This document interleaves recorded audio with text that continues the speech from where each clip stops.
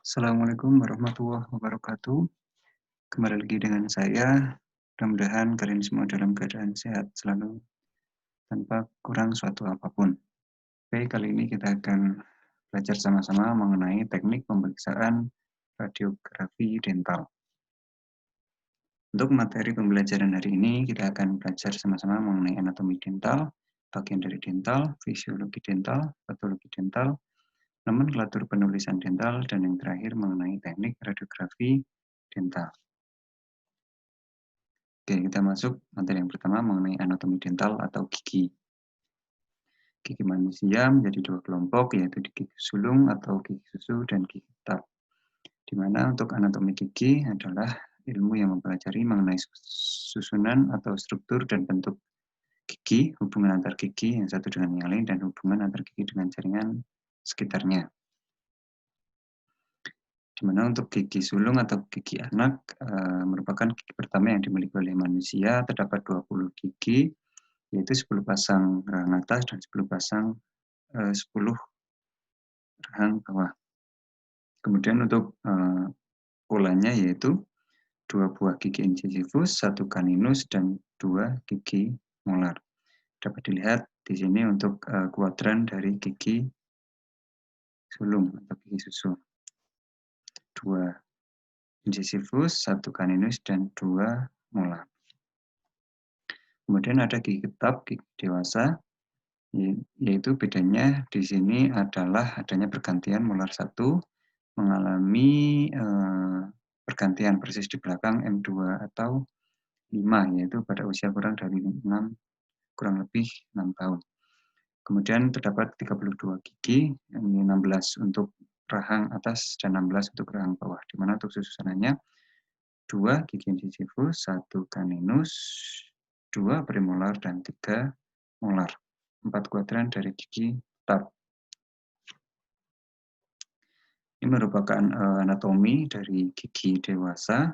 Dapat dilihat bahwa ini terdapat 2 dari incisivus, 1 caninus, 2 premolar, dan 3 molar. Ya, ini juga sama ya.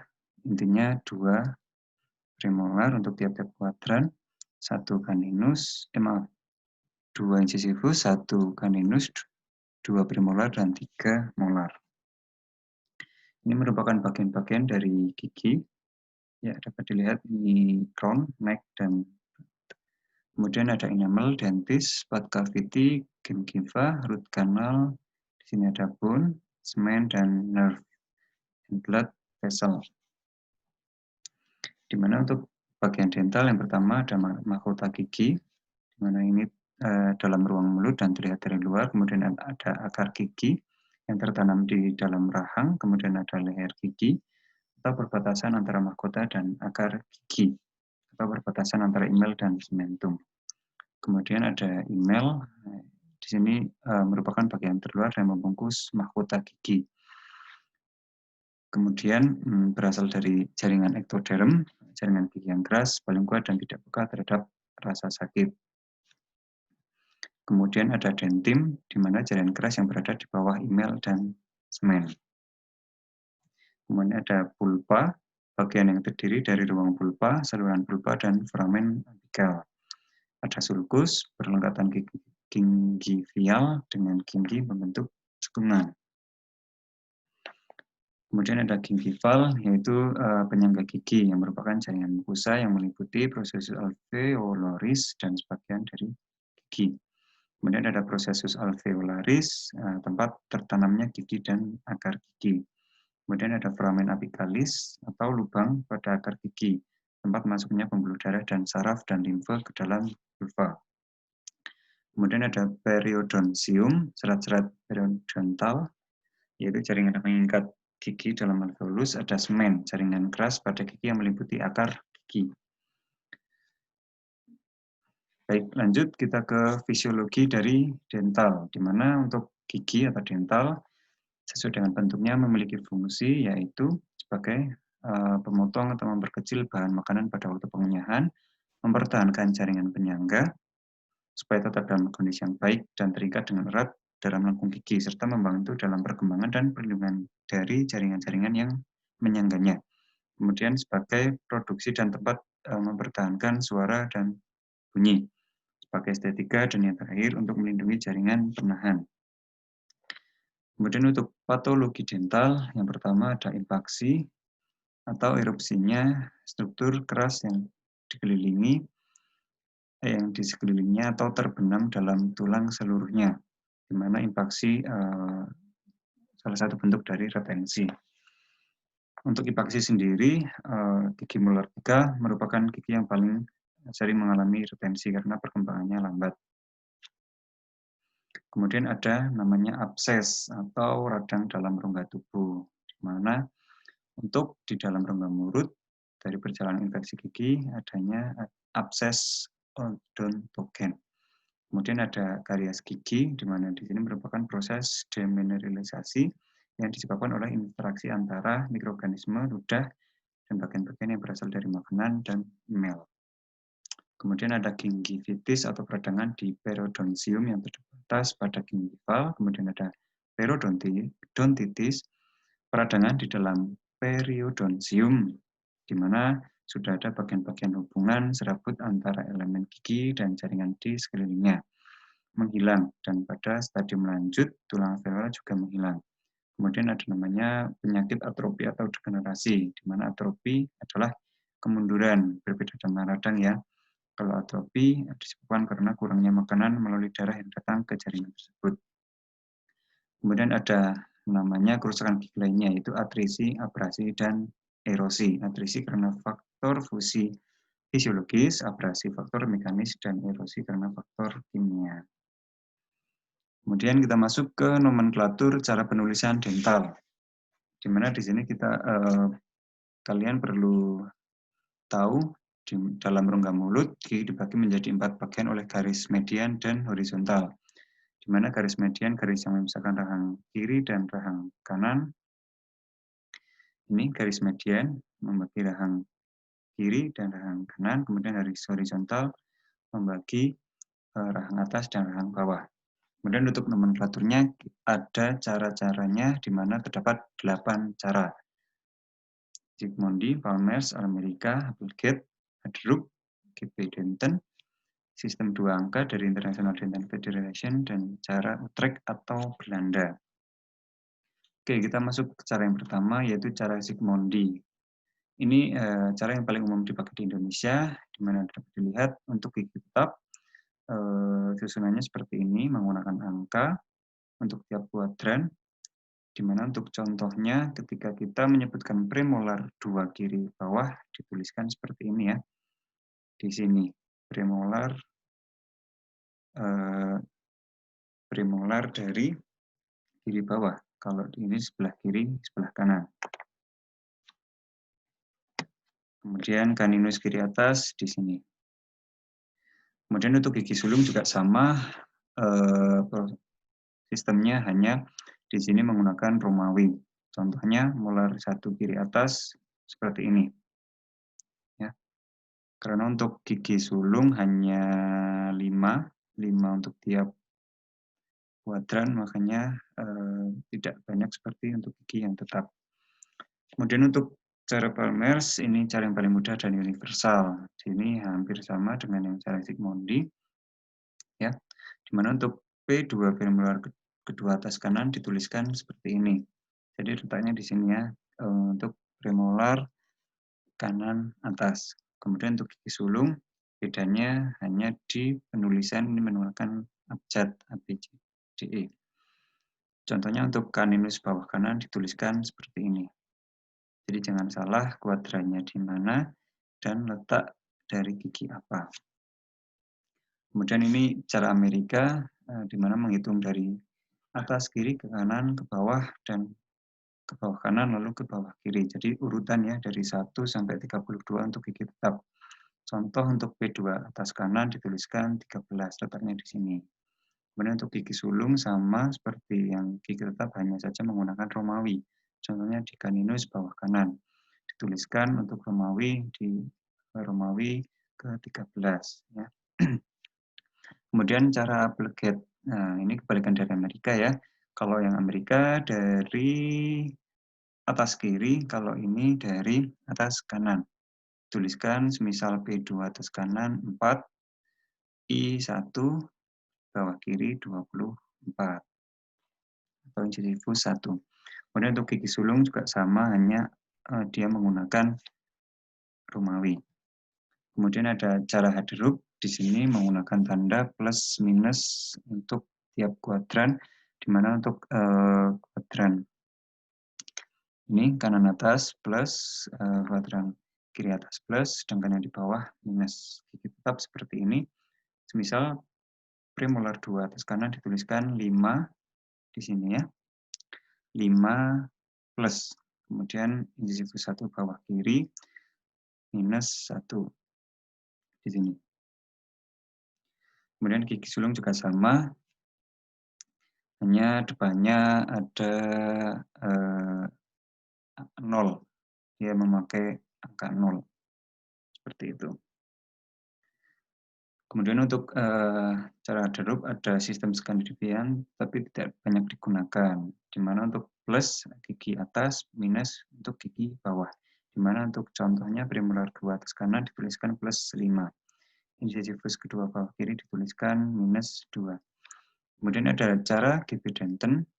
Di sini dapat dilihat menggunakan angka tiap kuadran. Contoh, incisifus 1 bawah kiri dituliskan 4,1. 4 di sini menunjukkan kuadrannya, 1 letak dari atau menunjukkan angka dari gigi yang ditunjukkan, incisifus 1.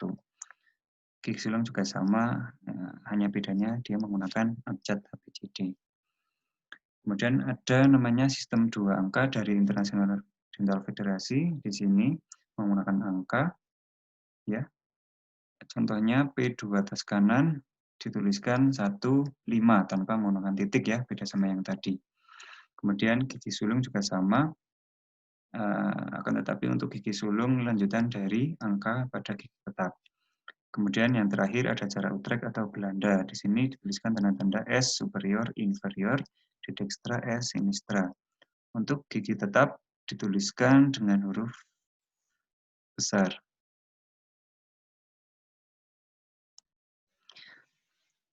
Kemudian untuk gigi sulung menggunakan huruf kecil. Contoh P2 atas kanan untuk gigi tetap P2 SD. Kemudian untuk yang gigi sulung kanan di bawah kanan C, I, D.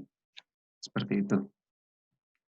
Nah, jadi setelah kita belajar mengenai cara penulisan nomenklatur, jadi di sini ketika kita mendapati kasus film ataupun diminta dokter ataupun dokter pengirim ya di rumah sakit ataupun di klinik, jadi nggak bingung lagi ketika dituliskan gigi pada letak di mana dan gigi apa, kita tidak salah ketika melakukan pemeriksaan dental. Seperti itu ya.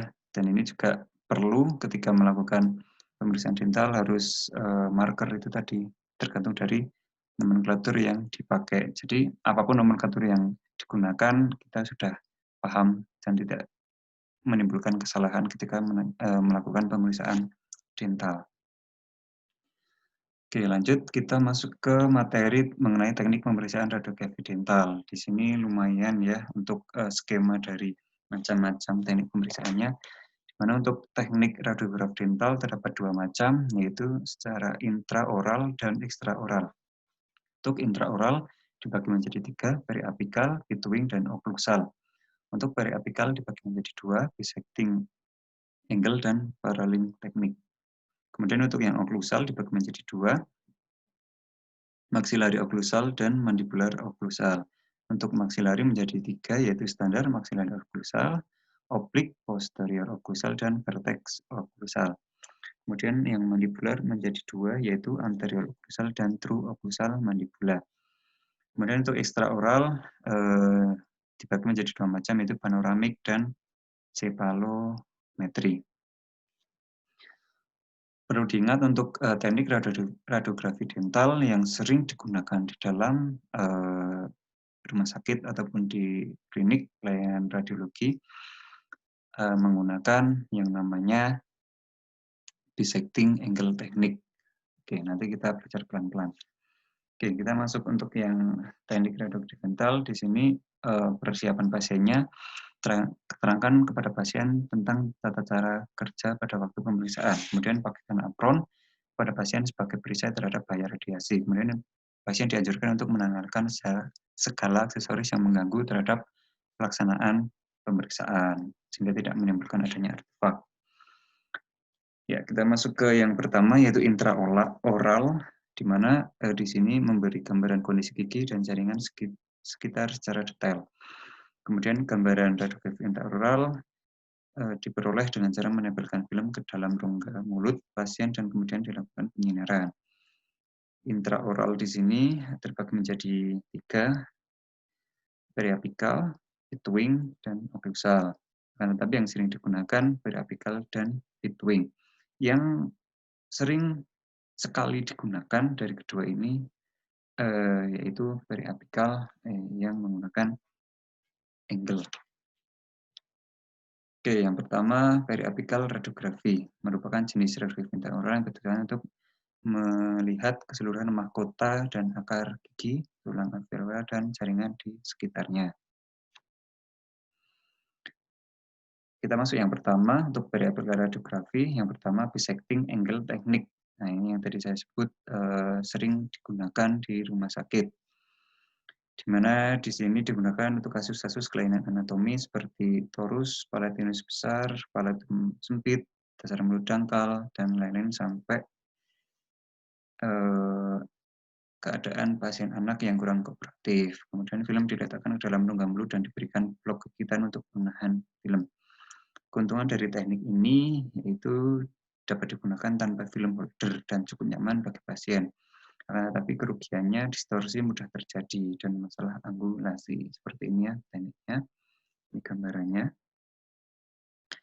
Kemudian untuk posisi pasien disandarkan pada kursi dental dan tentunya diinstruksikan agar tidak bergerak. Kemudian posisi objek, kepala pasien disandarkan pada sandaran kursi, kemudian tragus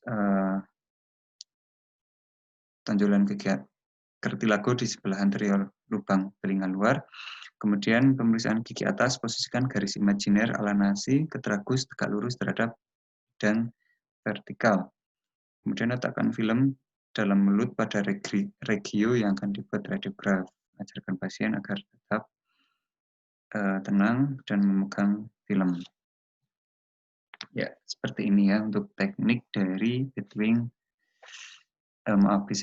angle. Dimana untuk cara meletakkan film di dalam mulut untuk gigi depan, sumbu panjang film diletakkan secara vertikal, sedangkan untuk gigi belakang, sumbu panjang film diletakkan secara horizontal. Dan cara fiksasi film dalam mulut yaitu harus dijaga di bagian gigi agar film tidak melengkung sehingga tidak terjadi perpanjangan gambar atau elongasi. Kemudian untuk arah sumber sinarnya yaitu tegak lurus terhadap bidang bagi secara imajiner. Untuk CR atau CP-nya, incisivus untuk gigi incisivus, konus atau kolimator, tabung pesawat dental diarahkan pada ujung hidung, kemudian caninus diarahkan ke garis yang menghubungkan kuping hidung, premolar sejajar pertengahan orbita, molar sejajar outer canthus. Ya, seperti ini ya untuk penyudutannya. Jadi untuk yang gigi atas, kaudal, gigi bawah, kranial. Untuk sudutnya, untuk sudut-sudutnya, untuk sisyphus 30 derajat, 20 caninus, 10 premolar, molar 0 derajat. Tapi untuk yang bawah, ini lebih besar penyudutannya dan sudutnya kaudat. Untuk sisyphus 60, caninus 50, premolar 40, dan molar 30 derajat. Gambaran untuk teknik pemeriksaan dental seperti ini. Ini contoh untuk incisivus atas, caninus atas. Kemudian untuk yang molar bawah seperti ini, penyudutan molar bawah. Oke, ini contoh hasil radiograf dental untuk beberapa kasus sinusitis, karesidentis, dan infaksi. Oke, lanjut yang kedua yaitu paralel teknik, di mana teknik yang paling akurat dalam pembuatan radiograf intraoral. Contohnya tekniknya seperti ini ya.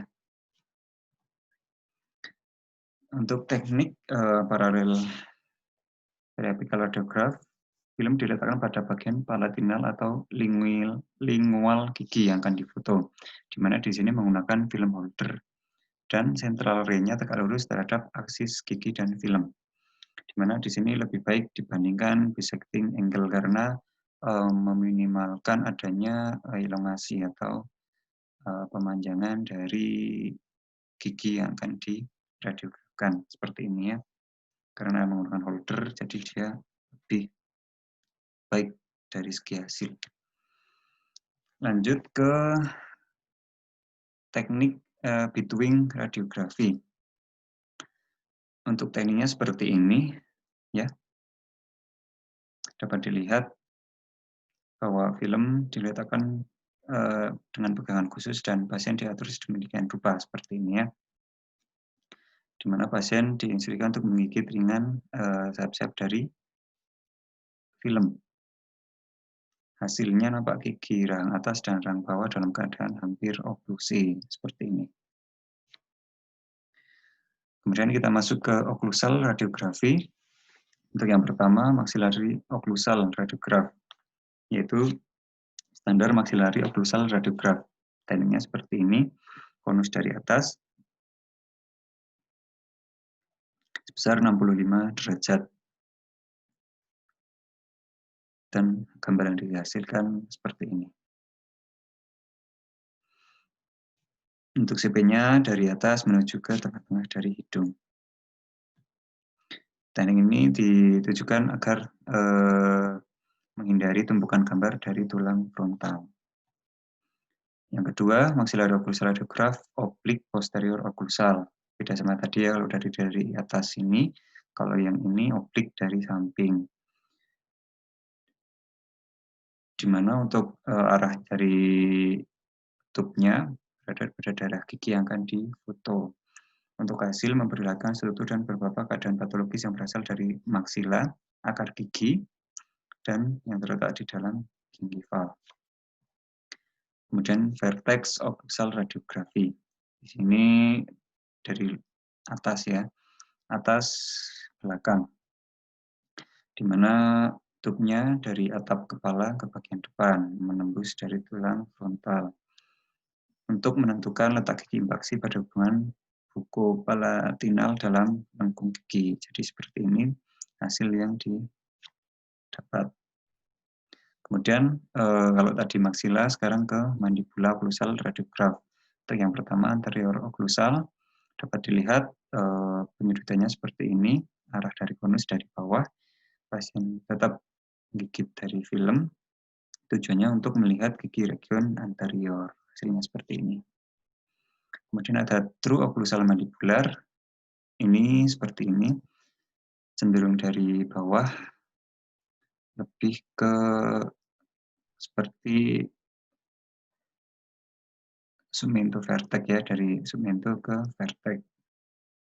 Dengan sudut 90 derajat, dan dapat melihat benda asing di dalam dasar mulut dan batu yang menyumbat saluran keluar saliva. Terlihat juga gigi anterior, gigi posterior kelihatan hanya mahkotanya. Seperti ini hasil yang ditampakkan.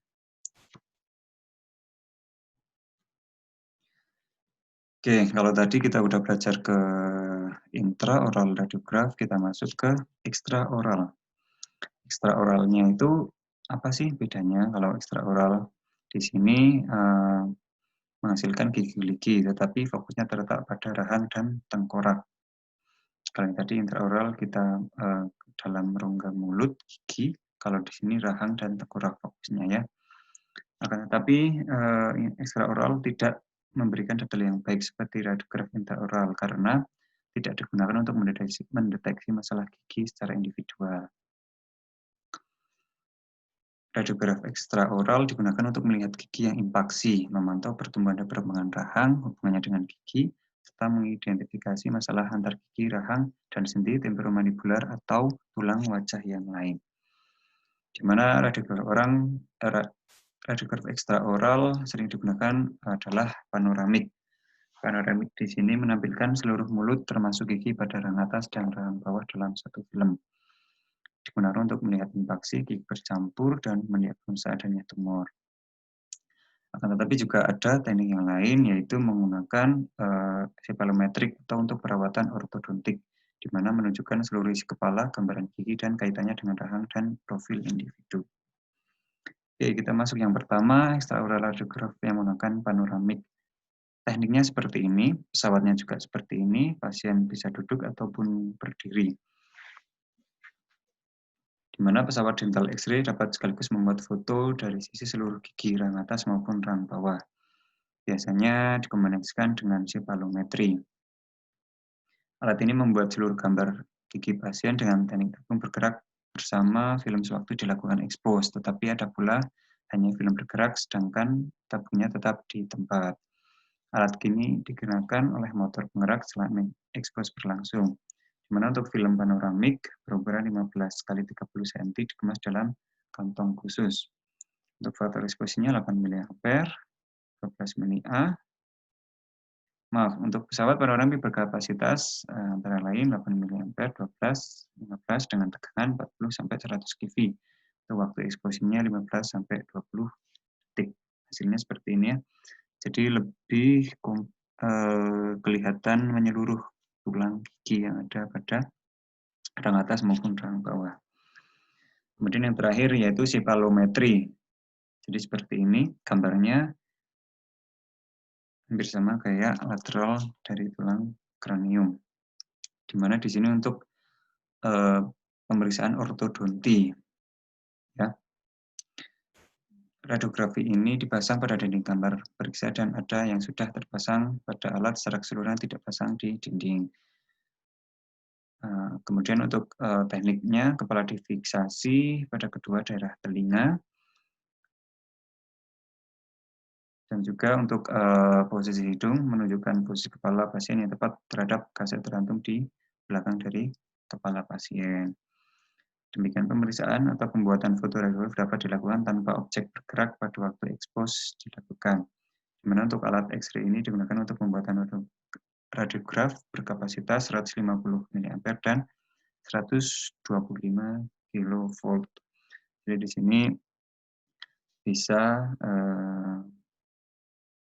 dihasilkan suatu gambar seperti lateral cranium yang ditujukan untuk pemeriksaan ortodonti. Ya. Ya, terima kasih. Mungkin itu yang bisa saya sampaikan terkait dengan teknik pemeriksaan radiograf dental. Seperti biasa, ada quote, jadilah seperti pohon yang tumbuh dan berbuah lebat, dilempar dengan batu, tapi membalasnya dengan buah. Mudah-mudahan ada manfaatnya apa yang saya sampaikan hari ini. Kurang lebihnya saya mohon maaf. Saya akhiri. Wassalamualaikum warahmatullahi wabarakatuh.